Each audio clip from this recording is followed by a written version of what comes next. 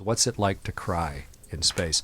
And of course, despite what you'll see in the movie Gravity, in space tears don't fall. They just build up as a big ball of tear on your eye because their tear duct, the little gland that secretes the tear still works, but the duct that drains it, there's no drainage because there's no gravity. So if you cry in space, you need a handkerchief because it just builds up. And what happens if you've got your spacesuit on, if you're on a spacewalk? Well, then you can't rub your eyes and you can't touch anything with your eyes. So and I was blinded during my first spacewalk because of contamination in the suit. It got in my eye, and I was in fact blind for a half hour. When outside. you say blind, do you mean the tears was Meaning, no, so big I had contamination in my eyes, so it was as if you'd squirted something caustic into your eye. And first it contaminated one eye, and that eye, of course, snapped shut with the pain and teared up. And then the contaminated tear got big enough that it crossed into my other eye, across the bridge of my nose.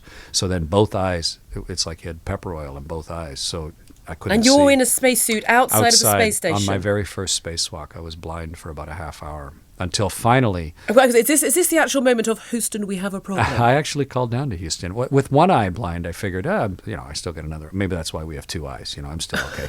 But of course, but yes. Once the second eye went blind, I figured I had to fess up. So I called down and told Houston I was blind. And they were quite appropriately concerned. They thought maybe my lithium hydroxide, which removes the carbon dioxide from the air, had started leaking into the suit. And it's nasty stuff. The first symptom is eye irritation, and the second is lung damage. So they said, okay, we want you to start venting your suit.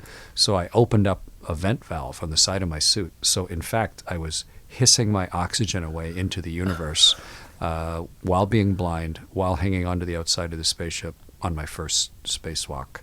But eventually I cried enough that it diluted the contaminant, which turned out just to be the anti-fog that was on our visor, just like an oily, soapy stuff.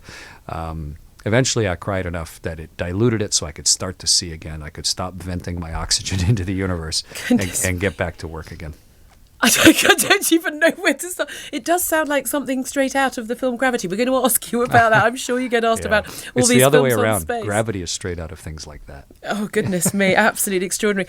How do you deal with, should we say, Gas. things that, not what goes in, but what comes out when you're in space? You can't burp in space. You can't? How? Well, What? because What? try standing on your head and burping. Okay, Sometime. we can do that, yeah. You'll see it doesn't work very well. The gas has to be at the top of your stomach. And if you're in weightlessness, the gas doesn't float to the top of your stomach. So therefore, your stomach is full of gas and liquid and solid. You can't burp. You'd throw up. So that means the gas has to go somewhere. And so unfortunately, it goes where gas always goes if you don't burp. And so there's a lot of that on the space station. So But it's non-propulsive, which is an experiment you'd want to try, I think, because I think the nozzle design is bad. But wait a minute. If someone opened the spaceship door, fortunately, it would just absolutely be horrific. Yes. So we have really good ventilation on the space station too, and not too much spicy food. So it is what it is. I'm so glad we've ended on that really classy, intelligent note. Well, I've been busy inspiring the next generation of space. I'm going to be really naughty and go to the news later because I want to know a more important question, really. Do you wish in some way that you'd either lived a bit earlier and you'd been able to walk on the moon, or that perhaps you were born in, a century's time and you could travel to Mars or travel outside of our galaxy? I got to be the first Canadian to go to a space station, the first Canadian to operate our robot arm in space, first Canadian to walk in space, and the first to command a spaceship. I count myself immensely lucky. And what I tried to do through all of that was open every one of those doors for other people to be able to come through with me and afterwards. So no, there is no better time to live than when you're alive. Don't be wishing for something else. Make the most of the life that you have.